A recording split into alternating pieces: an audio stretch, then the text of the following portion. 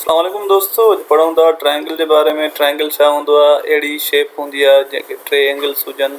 Shape कहिड़ो? Closed shape हुजे, यानी ही क्लोज्ड शेप न आहे, उहो हितां खुलियल आहे, ठीकु आहे न। पर हीअ जेका ट्रायंगल मां हिते ठाही आहे इहा क्लोज आहे, ध्यानु करणु, ठीकु आहे पुटु।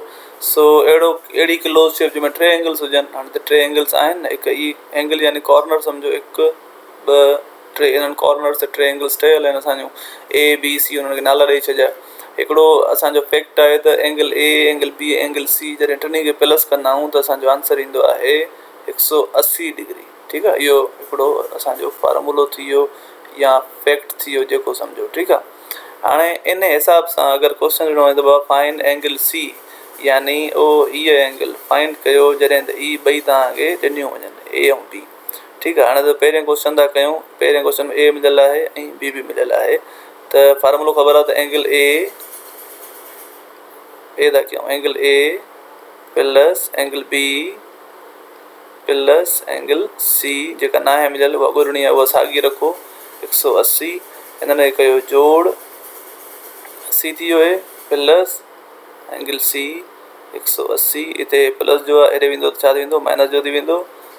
180 माइनस 80, त जेका एंगल सी आहे उहा थी वई 100 डिग्री जी। यानी पहिरियों क्वेश्चन जेको असांजो आहे ए वारो, उनजो जेको आंसर आहे उहो छा आहे?